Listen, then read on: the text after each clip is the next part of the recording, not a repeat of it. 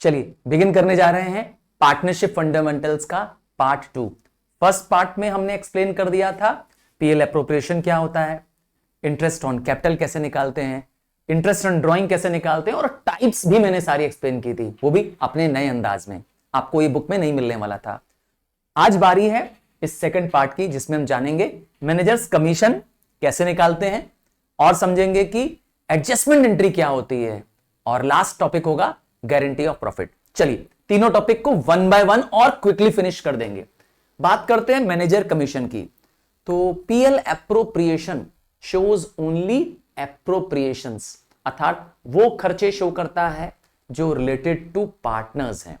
इसका मतलब है मैनेजर कमीशन को आप पार्टनर्स का खर्चा नहीं मानते हैं, पार्टनर्स से रिलेटेड खर्चा नहीं है, फर्म से रिलेटेड खर्चा है। तो all expenses related to firm are dealt in profit and loss account.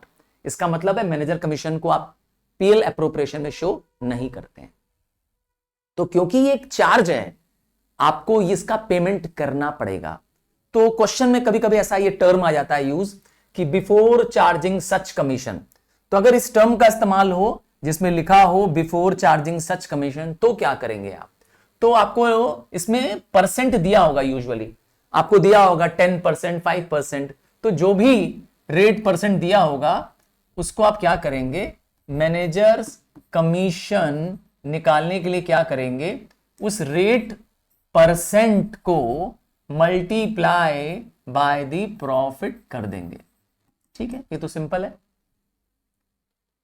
ये प्रॉफिट कौन सा लेंगे? ये वो प्रॉफिट लेंगे जो क्वेश्चन में गिवन होगा। ठीक है ना, प्रॉफिट बिफोर ऑल एप्रोप्रिएशंस। ठीक है, कह देगा लेट्स अज्यूम करता हूं कि manager is to be given 10% commission before all appropriations. तो इसका मतलब हो गया कि आपको क्या करना है, 10% कमीशन देना है। ठीक है, कैसे देंगे आप? 10/100 इंटू जो प्रॉफिट दिया होगा मल्टीप्लाई कर देंगे। इनकेस इसी क्वेश्चन में, इसी टॉपिक में कहता है कि मैनेजर को कमीशन देना है 10% after charging salary, after charging interest on capital, तो आप प्रॉफिट से क्या करिए, इस प्रॉफिट से सैलरी, इंटरेस्ट ऑन कैपिटल, इन दोनों को माइनस कर दीजिए। समझ गए? क्वेश्चन में देखिए लैंग्वेज क्या कह रहा है, कह रहा है बिफोर चार्जिंग सच कमीशन। पहली चीज तो ये कह रहा है, तो कह रहा है कि provide manager commission at the rate of 10%। Language ध्यान से सुनिए, प्रोवाइड मैनेजर कमीशन 10%। तो 10% तो देना है, पर क्या? After charging salary and interest on capital. तो जो आपको कह रहा है कि इसको दोनों को क्या करो, प्रॉफिट से चार्ज कर लो। तो ठीक है, प्रॉफिट से इतना माइनस करके जो नेट प्रॉफिट बचेगा उससे 10% निकाल दीजिए। यहां पर अभी भी क्या है, ये बिफोर चार्जिंग है। बिफोर चार्जिंग किसके लिए? इस कमीशन के लिए। पर यही टर्म, यही लैंग्वेज थोड़ा सा चेंज करेगा। क्या चेंज करेगा? जरा लैंग्वेज में कह देगा आफ्टर चार्जिंग सच कमीशन। इसमें कीवर्ड क्या है कि हो सकता है आपको कहे कि फाइंड मैनेजर कमीशन करना है और मैनेजर कमीशन है 10%। तो मैनेजर कमीशन आप निकालेंगे जो भी रेट दिया हुआ है अपॉन 100 प्लस रेट। अगर 10% है तो 100 प्लस 10, 5 है तो 5/100 प्लस 5 इंटू क्या करेंगे, मल्टीप्लाई किससे करेंगे? मल्टीप्लाई करेंगे नेट प्रॉफिट से। ये जो प्रॉफिट होगा वो भी आपको ध्यान से देखना है, क्योंकि आपको क्लियर कह देता है कि प्रोवाइड करिए 10%। लेट अज्यूम करते हैं आपसे कह रहा है मैनेजर कमीशन ऑफ 10%, कह रहा है मैनेजर कमीशन हमको देनी है 10% आफ्टर चार्जिंग, क्लियरली कह रहा है after charging salary, interest on capital and such commission. तो जैसे ही आपको आफ्टर चार्जिंग टर्म का इस्तेमाल कर रहा है, जिन जिन चीजों के लिए आफ्टर चार्जिंग कह रहा है, सैलरी के लिए आफ्टर चार्जिंग कह रहा है, इंटरेस्ट के लिए आफ्टर चार्जिंग कह रहा है, तो आप इस प्रॉफिट में से क्या करेंगे, सैलरी और इंटरेस्ट ऑन कैपिटल को माइनस करने के बाद, इन दोनों को माइनस करने के बाद यहां प्रॉफिट रखेंगे। देखा ये प्रॉफिट कैसे चेंज हो रहा है, इस टर्म पे डिपेंड कर रहा है। इन केस कहता सिर्फ क्या कि provide manager commission 10% after charging सच कमीशन, तो आप 10% निकाल देते सिर्फ, कैसे 10/110 करके। ये प्रॉफिट आपका डिपेंड करेगा इस लैंग्वेज पे, किस किस के लिए कह रहा है, आफ्टर चार्जिंग। अगर आफ्टर चार्जिंग कह रहा है तो उस अमाउंट को आप प्रॉफिट से माइनस कर दीजिए। हाँ, बिफोर चार्जिंग कहेगा, बिफोर चार्जिंग सैलरी कहेगा, तो इसका मतलब है आप सैलरी माइनस नहीं करेंगे। क्लियर है? आइए आगे बढ़ते हैं। जब मैनेजर कमीशन आ गया, ये मैनेजर कमीशन आप शो कहां करते हैं, निकाल तो लिया आपने, कहां शो करते हैं? तो मैंने कहा मैनेजर कमीशन आपके पीएल का, किसका, प्रॉफिट एंड लॉस के अकाउंट का एक आइटम है। इसीलिए जो प्रॉफिट एंड लॉस अकाउंट में आपके पास प्रॉफिट है, जो प्रॉफिट है उसमें से मैनेजर कमीशन को माइनस करना है। मतलब आपको मैनेजर कमीशन कहां शो करना है, प्रॉफिट एंड लॉस अकाउंट में शो करना है, और जो रिमेनिंग प्रॉफिट बचेगा ये होगा फाइनल आपका नेट प्रॉफिट। यही प्रॉफिट आपको पीएल एप्रोप्रिएशन में ट्रांसफर करना है, ये वाला प्रॉफिट। अब इसके बाद बनेगा पीएल एप्रोप्रिएशन अकाउंट। क्लियर है? मैनेजर्स कमीशन को आप पीएल अकाउंट में, प्रॉफिट एंड लॉस अकाउंट में शो कर देंगे, और यहां से फिर आप क्या करेंगे, अब फिर से शुरू करेंगे by profit and loss account, और बाकी सारे एप्रोप्रिएशन वाले एक्सपेंसेस आप डेबिट में करेंगे। जैसे सैलरी, आप जानते ही हैं ये सैलरी किसकी है, पार्टनर्स की है, तो सैलरी टू पार्टनर्स आ जाएगा, और आपको आगे मालूम है इंटरेस्ट ऑन कैपिटल आ जाएगा, कमीशन टू पार्टनर आ जाएगा, या इनकम होगी तो आ जाएगा। ध्यान ये देना है क्योंकि ये मैनेजर की सैलरी, सॉरी मैनेजर का कमीशन है या इवन मैनेजर की सैलरी है, ये फर्म के लिए एक एप्रोप्रिएशन नहीं है, चार्ज है। आइए आगे बढ़ जाते हैं, सेकेंड पार्ट में आ जाते हैं, और अब हमको समझना है एक टर्म है एडजस्टमेंट एंट्री, या इसको कई बार बोला गया है पास्ट एडजस्टमेंट, या कहते हैं ना कि क्वेश्चन में कि pass one single entry to rectify the error. इसमें क्या होता है खास बात, जब आप पार्टनरशिप अकाउंट बना रहे हैं, पीएल एप्रोप्रिएशन अकाउंट बना रहे हैं, और आपसे कुछ ओमिशन हो गया है, ओमिशन मतलब आप कुछ भूल गए हैं, भूल ये गए हैं कि इंटरेस्ट ऑन कैपिटल पार्टनर्स को देना भूल गए हैं, या इंटरेस्ट ऑन ड्रॉइंग चार्ज करना भूल गए हैं, तो कोई भी एप्रोप्रिएशन के अकाउंट से कोई मिस्टेक हो गई है, समझ गए? इसको मिस्टेक हो जाने के बाद आपने बैलेंस शीट भी बना दी है, प्रॉफिट एंड लॉसेस को भी डिस्ट्रीब्यूट कर दिया है, और अकाउंट्स भी, बुक भी क्लोज्ड हो चुकी हैं। समझ गए ना? अब नेक्स्ट ईयर शुरू हो चुका है, अगला साल शुरू हो चुका है, और हमें पता चल रहा है कि कुछ एरर तो है, तो एक सिंगल एंट्री पास करके, एक सिंगल एंट्री देने के बाद हम इस गलतियों को दूर कर सकते हैं। नहीं यकीन हो रहा है? आओ समझते हैं कैसे, एक एग्जांपल से समझ लेंगे। हमें सबसे पहले ध्यान देना है कि हमें इसमें एक बनाना है एडजस्टमेंट टेबल। क्या बनाना है? Adjustment table. एडजस्टमेंट टेबल क्यों बना रहे हैं? क्योंकि हमें इसमें एडजस्टमेंट एंट्री देनी है, और एडजस्टमेंट टेबल हेल्प करता है जानने में कि क्या क्या एरर हुए हैं। याद रखिएगा, एरर्स को ही एडजस्टमेंट टेबल पे लिखना है, गलतियों को लिखना है, सही चीजों को नहीं लिखना है। जो जो गलतियां हुई हैं, चाहे वो एरर हुआ हो, चाहे ओमिशंस हुए हो, आप उनको रिकॉर्ड करेंगे। अज्यूम करते हैं कि एक फर्म है और उसमें 3 पार्टनर्स हैं, ए बी सी, तो जितने पार्टनर्स हैं उतना कॉलम प्लस एक एक्स्ट्रा कॉलम, तो उसका मतलब हो गया 3 पार्टनर है, 3 कॉलम बना लीजिए तीनों पार्टनर के लिए, प्लस एक टोटल का कॉलम। अज्यूम करता हूं कि 3 पार्टनर कौन कौन है, ए बी सी, और लास्ट कॉलम हो जाएगा टोटल का। तो आपको ऐसे ही बनाना है। इस टेबल को एडजस्टमेंट टेबल कह रहे हैं। कब बनाते हैं एडजस्टमेंट टेबल? जब पास्ट एडजस्टमेंट हो, अर्थात आपने गलती कर दी है, ईयर एंड हो चुका है, और उसके बाद पता चल रहा है कि कोई एक या एक से अधिक क्या हो गए हैं, आपसे मिस्टेक हो गई, एरर हो गई है। जैसे एग्जांपल देता हूं कि आपको इंटरेस्ट ऑन कैपिटल आपसे ऑमिट हो गया है। ऑमिट हो गया है मतलब आप कंप्लीटली भूल गए हैं।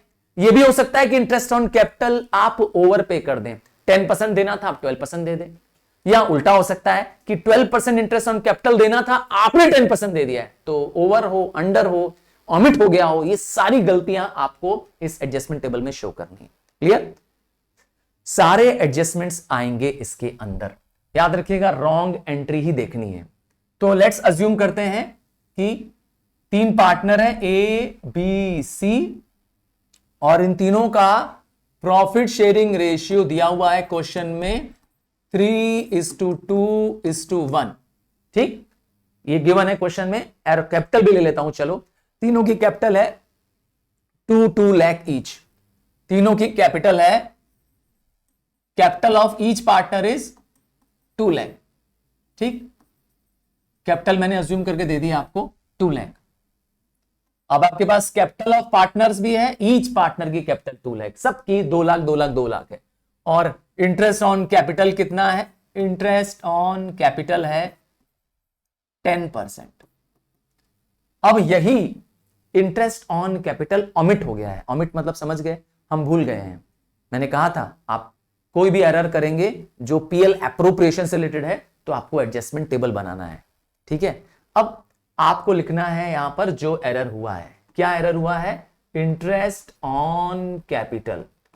क्योंकि आपको पता है इंटरेस्ट ऑन कैपिटल पार्टनर्स को हम क्रेडिट करते हैं।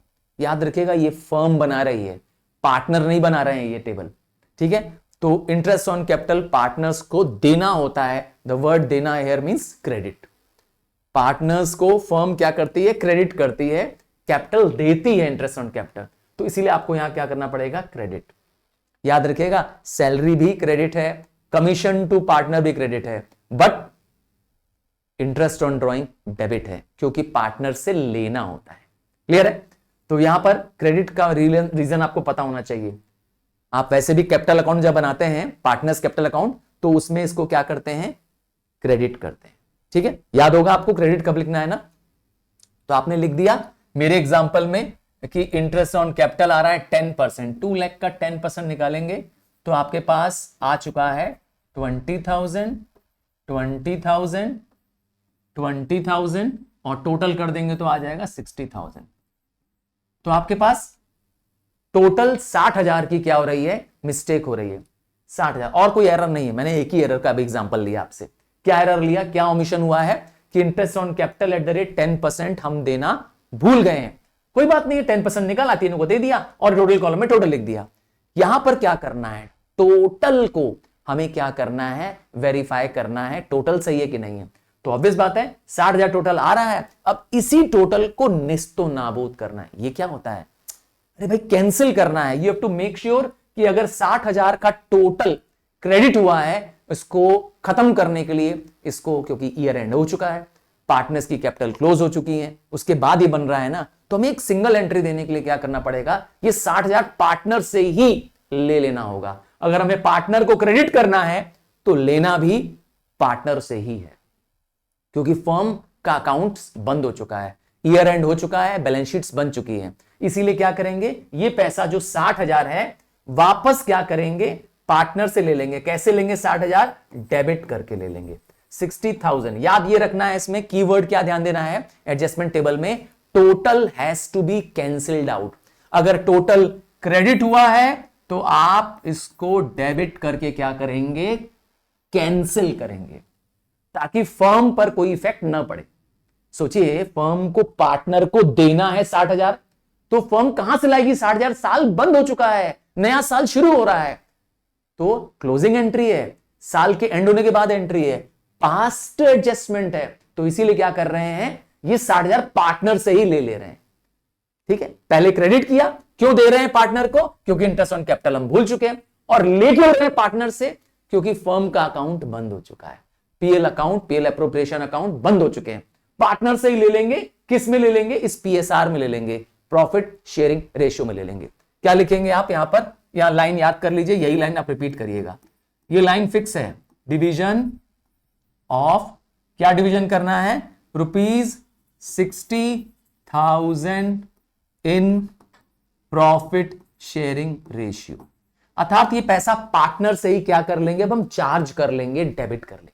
जब दिया था तो क्रेडिट किया था, आज उससे ले रहे हैं तो वापस क्या कर देंगे? क्लियर है? डेबिट कर देंगे। अब आप रेशियो क्या निकाले हैं? क्या रेशियो आपका प्रॉफिट शेयरिंग रेशियो है? 3:2:1। तो इस 60,000 का 3:2:1 कर देंगे। चलिए, जब 3:2:1 करेंगे तो आपके पास आएगा 30,000, 20,000 और 10,000। अब आपके पास एक क्रेडिट और एक डेबिट बैलेंस हर पार्टनर के सामने आ चुका है। एक क्रेडिट बैलेंस है और एक डेबिट बैलेंस है। आप इजीली देख सकते हैं कि कब डेबिट ज्यादा है, कब क्रेडिट ज्यादा है। जरा ध्यान से चेक करिए। आपके पास पहले में डेबिट बैलेंस ज्यादा है तो आप लिखेंगे 10,000 और डेबिट लिख देंगे। दूसरे केस में दोनों टैली हो गए, 20 क्रेडिट 20 डेबिट, काम खत्म। और तीसरे में देखिए, सी में देखिए, क्रेडिट बैलेंस बड़ा है, 20,000 है, तो आप लिखेंगे 10,000 क्रेडिट। यही आपकी एक सिंगल एंट्री बनने वाली है। आप इसको रेक्टिफाइंग एंट्री बोल सकते हैं, एडजस्टमेंट एंट्री बोल सकते हैं, पास्ट एंट्री बोल सकते हैं, या एंट्री आफ्टर क्लोजिंग अकाउंट बोल सकते हैं। पर एक सिंगल एंट्री ने इस गलती को धो दिया, इस गलती को मिटा दिया। क्लियर है? आपको बस लिखना है यहां पर अब आपकी जनरल एंट्री क्या लिखेंगे, as capital account, as capital account debit to C's capital account. ये आपकी जनरल एंट्री होगी। आप इसमें नरेशन में लिखेंगे, क्या लिखेंगे नरेशन में, कि being adjustment of the interest on capital omitted to enter. आप बताइए, नरेशन बताना बहुत जरूरी है, please do not miss the narration. ताकि आप एडजस्टमेंट एंट्री कर रहे हैं, ये बताना पड़ेगा उसमें। क्लियर है? अभी मैंने आपको एक एरर दिखाया, क्या एक से अधिक एरर नहीं हो सकता है? सिर्फ इंटरेस्ट ऑन कैपिटल का ही एरर हो सकता है, क्यों? सैलरी हो सकता है ओमिट हो जाए तो। चलिए अब आपको क्या करेंगे, इसी क्वेश्चन को अब इलेबोरेट करेंगे और इसमें अब एक से अधिक एरर करेंगे। चलिए आगे हम पार्ट में क्या करने वाले हैं, इसी क्वेश्चन को आगे आपको अब 2-3 एरर के साथ समझाने वाले हैं। ये एक चीज ध्यान देना है कि प्रॉफिट अगर क्वेश्चन में दिया है, ध्यान से सुनिएगा, if profit is given, profit को आप पीएल एप्रोप्रिएशन में तब तक नहीं रिकॉर्ड करेंगे जब तक प्रॉफिट रॉन्गली डिस्ट्रीब्यूटेड ना हो। सही सुना, जब तक प्रॉफिट रॉन्गली डिस्ट्रीब्यूटेड ना हो। आप पीएल एप्रोप्रिएशन के अंदर अगर लिखा प्रॉफिट दिया है और वो प्रॉफिट क्या हो रहा है, रॉन्गली डिस्ट्रीब्यूटेड है, तो आप जरूर इसके अंदर शो करेंगे। आइए एक क्वेश्चन मैं अपने मन से क्रिएट कर रहा हूं, थोड़ा ध्यान से देखिएगा, ये आपका पूरा डाउट क्लियर कर देगा। एक ही क्वेश्चन आपके सारे सवालों का जवाब हो जाएगा। थोड़ा क्वेश्चन मैं अपने मन से बना रहा हूं आपके लिए। इसी क्वेश्चन को एलेबोरेट करते हैं। 3 पार्टनर हैं ए बी सी, इनके बीच ये प्रॉफिट शेयरिंग रेशियो है 3:2:1 और इंटरेस्ट ऑन कैपिटल देना है 10% पर एनम। ठीक, आपने कैपिटल तो जान ही लिया है कि कैपिटल ऑफ ऑल पार्टनर्स, ठीक है, capital of each partner is 2 lakh. Her partner ने कितना दिया है कैपिटल, 2 लाख 2 लाख 2 लाख 2 लाख। ठीक है, यही क्वेश्चन चल रहा है आगे। और क्या ओमिशन हो गया है, सैलरी भी ओमिट हो गई है हमसे मिस्टेक क्या हो गई है, सैलरी टू ए जो है वो है 10,000 पर एनम, एरर हो गया है। और सैलरी टू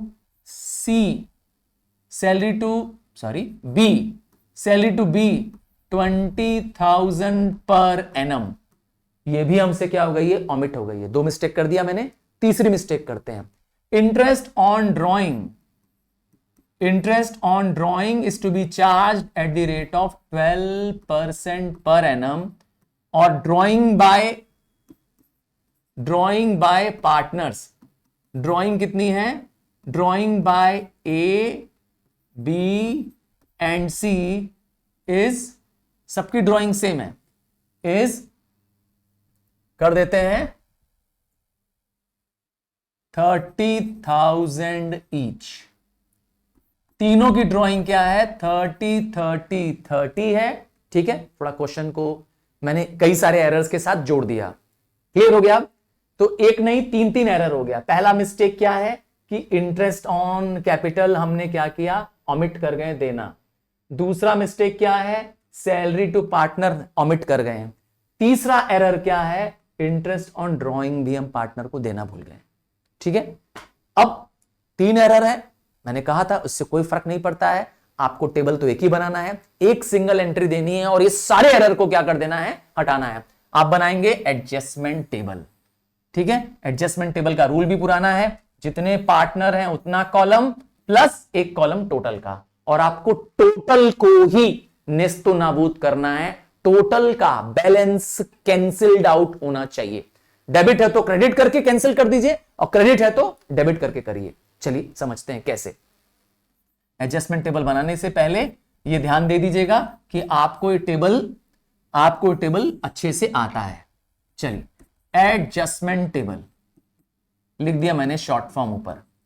स्टार्ट करते हैं। ध्यान ये देना है कि आपको ये फर्म के पॉइंट ऑफ व्यू से बनाना है, फर्म बना रही है इसको, इसीलिए सबसे पहले बात करते हैं इंटरेस्ट ऑन कैपिटल हमें देना है। तो इंटरेस्ट ऑन कैपिटल फर्म के लिए क्रेडिट है, मतलब फर्म पार्टनर्स को क्या करती है, देती है। याद है ना, जो फर्म पार्टनर्स को देती है कैपिटल उसका इंक्रीज करती है, इसीलिए क्रेडिट, इसीलिए वैल्यू प्लस। तो क्या क्या देना है हमको, 10% देना है फर्म को। तो 2 लाख का 10% 20,000 तीनों में आएगा, 20,000 ईच तीनों में आ चुका है।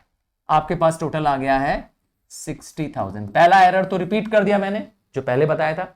दूसरा एरर क्या है, सैलरी टू ए और सैलरी टू बी। सैलरी भी पार्टनर्स को क्या करनी होती है, हमें देनी होती है। इसकी कैपिटल में ऐड करती है सैलरी, एड ऑन करती है, इसीलिए इसको कहते हैं ऐड। हम लोग लिखते हैं क्रेडिट। सैलरी क्योंकि पर एनम में दी है तो कोई दिक्कत नहीं है। सैलरी अगर मंथली दी होती तो आप उसको पर एनम में चेंज कर देते हैं, इंटू 12 कर देते। क्वार्टरली दिया होता तो इंटू 4 करके इसको भी एनुअल कन्वर्ट कर देते। जो एनुअल सैलरी दोनों की दी हुई है, ए की दी हुई है और बी की दी हुई है। सी के पास सैलरी नहीं है तो नहीं लिखेंगे। आपके पास आ गया टोटल ऑफ सैलरी भी। और क्या एक मिस्टेक हुई है, इंटरेस्ट ऑन ड्रॉइंग। कितना देना है इंटरेस्ट ऑन ड्रॉइंग, 12%। ये दोनों तो क्रेडिट बैलेंस थे, जबकि ड्रॉइंग क्या है, डेबिट बैलेंस है। पर कोई बात नहीं, एरर तो एरर है, हमको तो शो करना पड़ेगा। हम क्या करेंगे, इसके बाद लिखेंगे इंटरेस्ट ऑन ड्रॉइंग। हम जानते हैं इंटरेस्ट ऑन ड्रॉइंग एक डेबिट बैलेंस है, हमें ये इंटरेस्ट ऑन ड्रॉइंग पार्टनर से चार्ज करना होगा, लेना होगा। चलो कैलकुलेट करते हैं। पर एनम लिखा है, ध्यान दीजिएगा ये, और ये ड्रॉइंग लमसम ड्रॉइंग है, मतलब 30,000 एक बार में ड्रॉ कर रहा है। तो कहीं गलती से 3600 तो नहीं सोच लिया तुम लोग ने, ना नहीं 3600 नहीं होगा। क्यों, यहां पे क्या लिखा है देखो ध्यान से, पर एनम। तो जब पर एनम लिखा होता है तो आप क्या करते हैं, आप हाफ द टाइम पीरियड कर देते हैं, याद है। तो 30,000 का 12%। इंटरेस्ट ऑन ड्रॉइंग में जरा सा भी डाउट हो तो इससे पहले वाला वीडियो हमारा बना हुआ है, पार्टनरशिप फंडामेंटल का पार्ट 1, उसको जरूर देखना, ठीक है। तो 30,000 का 12% फॉर 6 मंथ आ जाएगा 18, कितना आ जाएगा 1800 आ जाएगा कि करके दिखाना पड़ेगा। चलो आपने कहा आ जाएगा 1800 and 1800, so this gives you 5,400। ध्यान दिया आपने, ये डेबिट बैलेंस है। तो एक नहीं, दो नहीं, 3 एरर हो गए, हो सकता है चौथा एरर भी हो। आप सारे एरर को क्या करेंगे, एक साथ रिकॉर्ड कर देंगे। अब आपको निकालना है इसमें नेट बैलेंस। आपका नेट बैलेंस क्रेडिट में आ रहा है। सर कैसे, सर क्यों, क्योंकि देखिए ध्यान से, आपके क्रेडिट की अमाउंट ज्यादा है, 10 + 20 30,000 में से 1800 माइनस कर देंगे, कितना आ जाएगा 28,200, यही आएगा इसमें। आगे देखिए 40,000 में से 1800 माइनस कर देंगे तो आ जाएगा 38,200, एंड लास्ट 20,000 में से 18,000 माइनस कर देंगे तो बचेगा 18,200। आपको अब टोटल करना है। ध्यान ये देना है कि आपका टोटल बहुत इंपॉर्टेंट है, टोटल में गलती हो जाएगी तो सब गड़बड़ हो जाएगा। चलिए करते हैं टोटल। ये आपका डेबिट बैलेंस है, तो एक तरह से 90 माइनस 5,400 कर दीजिए, आपके पास बचेगा 84,600।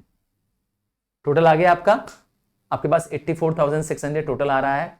आपको अब इसको टोटल को, जो आपके पास फाइनल टोटल आया है, इसी को क्या करना है, नेस्तो नाबूद। अरे भाई कैंसिल करना है। आपके पास ये टोटल जो है वो क्रेडिट में है, अब आपको उसको डेबिट करके क्या करना है, कैंसिल आउट करना है। हमें हर हाल में इसको 84,600 को डेबिट करके खत्म करना है। हम क्या लिखेंगे इसके लाइन आगे, लिखेंगे division of ₹84,600 in profit sharing ratio और डेबिट। क्यों डेबिट? क्यों डेबिट कहां से आया? मैंने कहा था कि आपको टोटल्स को ही क्या करना होता है, पहले जो जो पार्टनर्स से ओमिशन हुआ है पहले वो पार्टनर्स को क्रेडिट करना था, क्रेडिट कर दिया। अब ये पैसा पार्टनर्स से ही क्या करना है, लेना है। फॉर्म नहीं भरेगी इस पैसे को, पार्टनर्स को पहले क्रेडिट कर देगी और डेबिट कैसे करेगी? डेबिट करेगी इसके प्रॉफिट शेयरिंग रेशियो से, प्रॉफिट शेयरिंग रेशियो। और हमारे केस में प्रॉफिट शेयरिंग रेशियो कितना है? 3:2:1। चलिए करते हैं 3:2:1। तो इसका करेंगे 3:2:1। यहां तो ये खत्म हो जाएगा क्योंकि मेरा पर्पस ही यही है, इसमें पर्पस यही है कि total should be balanced out, total should be cancelled out. और यहां पर आ जाएगा 42,300। क्या कहते हैं, यही आएगा। और क्या आएगा? 1/6, 6 0 जा 0, 6 1 जा 6, 6 14 जा, है ना। क्या कहते हैं 14,100 और यहां आ जाएगा 28,200। सही है। चलिए अब मिलाते हैं, डेबिट और क्रेडिट बैलेंस चेक करते हैं। हमारी फाइनल एंट्री इससे आ जाएगी। साफ साफ पता चल रहा है कि ए का डेबिट बैलेंस बड़ा है ना। ए का डेबिट अमाउंट बड़ा है, माइनस करके निकाल दीजिए, आपके पास आ जाएगा इसका डेबिट बैलेंस। हमारे केस में डेबिट बैलेंस आ रहा है 14,100। ए के केस में आ रहा है 14,100, लिख देंगे डेबिट। क्यों? क्योंकि इसका डेबिट अमाउंट बड़ा है। जबकि सी केस में, बी के केस में देखिए तो आपको दिख रहा है साफ साफ एग्जैक्टली 10,000 क्रेडिट बैलेंस बड़ा है उसका। 10,000 उसका क्रेडिट का बैलेंस बड़ा है, 10,000 क्रेडिट लिख दीजिए। एंड लास्ट आप देखिए तो आपको दिखेगा 4,100 से सी का भी क्रेडिट बैलेंस बड़ा है। ध्यान देखिए, दिख रहा है 4,100, आप लिख दीजिए 4,100। अच्छा, एक तरीका और भी है चेक करने का कि आपका आंसर सही आ रहा है कि नहीं आ रहा है। आपका ये डेबिट क्रेडिट जो है वो डबल एंट्री के रूल को फॉलो करता है, मतलब every debit has a corresponding credit. ये भी टैली होना चाहिए। हमारे केस में टैली हो रहा है। देखिए 14,100 डेबिट है तो क्रेडिट बैलेंस भी 14,100 ही है। सो अब आपकी फाइनल एंट्री आ चुकी है। चलिए इसको छोटा कर देता हूं और जगह बना लेता हूं अपने लिए। क्या करूंगा, एंट्री ये रहा हमारा आंसर। हमारा आंसर होगा एडजस्टमेंट एंट्री। ठीक है, ये रही हमारी फाइनल या सिंगल एंट्री। हम इसे कहते हैं सिंगल एडजस्टमेंट एंट्री। एंट्री क्या करेंगे, ए डेबिट, तो लिख देंगे एज कैपिटल अकाउंट डेबिट। हाँ, कभी कभी आप देखेंगे कि क्वेश्चन में स्पेसिफाई करता है कि पार्टनर्स कैपिटल आर फिक्स्ड। अगर ये लाइन स्पेसिफिकली लिखा है, क्या चीज, पार्टनर्स कैपिटल आर फिक्स्ड, तब आप यहां पे कैपिटल अकाउंट नहीं लिखेंगे, इस जगह पे क्या लिखेंगे, करंट अकाउंट लिखेंगे। क्योंकि आप कैपिटल को तब चेंज नहीं कर पाएंगे। इसका मतलब ये पैसा जहां पे आप कैपिटल लिख रहे हैं वहां करंट लिख देंगे। कब करेंगे, जब क्वेश्चन में स्पेसिफिकली लिखा होगा कि capitals are fixed, partners capitals are fixed. या एक और तरीका है पहचानने का, हो सकता है उस क्वेश्चन में करंट बैलेंसेस दिया हो, current balance of A B and C. तो जब करंट अकाउंट दिया है तो ऑब्वियस बात है ये क्वेश्चन क्या है, फ्लक्चुएटिंग कैपिटल का है। तब फ्लक्चुएटिंग नहीं, फिक्स कैपिटल का है, तब भी आप क्या करेंगे, करंट अकाउंट ही लिखेंगे। क्लियर है, समझ गया ना। या तो फिक्स लिखा होगा और या तो क्वेश्चन में current balance of A, current balance of B दिया होगा, आप तब यहां पे करंट अकाउंट ही लिखेंगे। हमारे केस में लिखेंगे आप A is current account debit 14,100 to B to C, to B is capital, ठीक है, टू बी इज कैपिटल। अच्छा, जब तक स्पेसिफाई नहीं है तो आप मान के चलेंगे क्वेश्चन फ्लक्चुएटिंग का ही है। अगर स्पेसिफिकली नहीं क्लियर हो रहा है आपको तो समझ जाइए कि क्वेश्चन फ्लक्चुएटिंग ही है। टू सीज कैपिटल, आपको देखिए बैलेंसेस टैली होना चाहिए। नरेशन में आप लिख देंगे, ठीक है, नरेशन में आप लिख देंगे कि एडजस्टमेंट एंट्री है। क्लियर है, समझ में आ गया कि किस तरीके से एडजस्टमेंट टेबल बनाना है और कब बनाना है। ठीक है, क्वेश्चन स्पेसिफाई करता है कि pass one adjustment entry clear cut लिखा होता है क्वेश्चन में। आइए एक और टॉपिक बचता है इस चैप्टर में, नाम है गारंटी ऑफ प्रॉफिट। यह भी हो सकता है कि पार्टनर्स को गारंटी मिल जाए, किसी एक पार्टनर को गारंटी मिल जाए, या फर्म को भी गारंटी कोई पार्टनर कर सकता है। एनीवेज कुछ भी हो सकता है। चलिए अज्यूम करते हैं कि 3 पार्टनर हैं, जैसा हम हमेशा चल रहे हैं। मैंने हर एग्जांपल में यही यूज किया। ए बी सी 3 पार्टनर हैं, इनका प्रॉफिट शेयरिंग रेशियो है 3:2:1 और सी इज गारंटीड। सी को गारंटी मिली है, क्या चीज? सी को गारंटी मिली है कि प्रॉफिट इसका 50,000 होगा। सी इज गारंटीड ऑफ ₹15,000 कि प्रॉफिट तुम्हारा कितना होगा? 15,000 तो होगा ही होगा। ठीक है, स्पेसिफाई नहीं कर रहा है कौन गारंटी दे रहा है, तो इसका मतलब है कि सी को छोड़ करके जो 2 पार्टनर्स बचे हैं ये दोनों गारंटी ले रहे हैं। ठीक है, अगर स्पेसिफाई कर रहा है क्लियरली कि कौन गारंटी ले रहा है तब तो को प्रॉब्लम खत्म।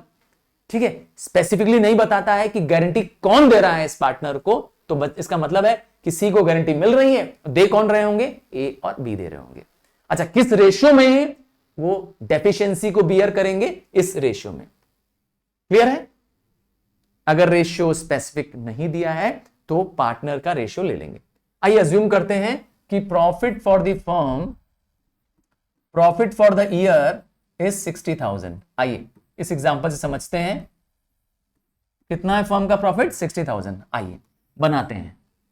और कोई और एक्सपेंस नहीं है, कोई और एप्रोप्रिएशन नहीं है, सैलरी नहीं है, कमीशन नहीं, कुछ नहीं है। ठीक है, बस हमें इस प्रॉफिट को क्या करना है? एप्रोप्रिएट करना है।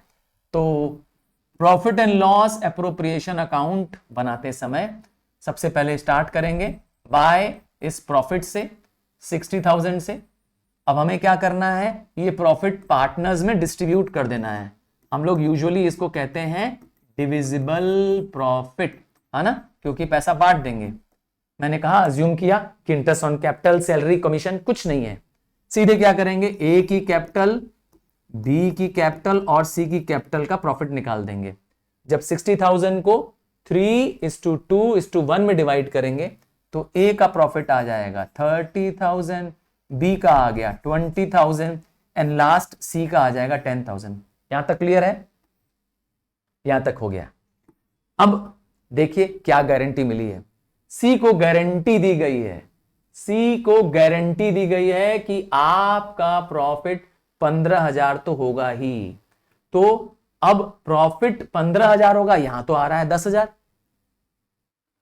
तो बचा 5,000। इस 5,000 को कहते हैं डेफिशिएंसी। ये डेफिशिएंसी कौन बियर करेगा? ए और बी बियर करेंगे। अगर क्वेश्चन में स्पेसिफिकली लिखा होगा कि B guarantees C that the profit will be 15,000, तो सारा 5,000 कौन करेगा? बी भर देगा। हम बी से पूरा 5,000 माइनस कर देंगे और यहां पर सी में 5,000 प्लस कर देंगे, अगर स्पेसिफिकली लिखा होगा। मेरे केस में कुछ नहीं लिखा है, बस कह रहा है कि सी को गारंटी मिली है 15,000 की, तो ठीक है 5,000 भरो तुम लोग। कौन भरेगा? ए और बी भरेंगे। किस रेशियो में भरेंगे? इस रेशियो में। हाँ, इनकेस ऐसा भी हो सकता है कि सी इज गारंटीड, क्लियर सुनिएगा, C is guaranteed profit of 15,000 to be borne by A and B in the ratio 4:1। देखा, यहां पे स्पेसिफिकली कर रहा है कि अगर डेफिशिएंसी होगी तो वो ए और बी 4:1 में बियर करेंगे, तब आपको स्पेसिफिकली दिया होगा।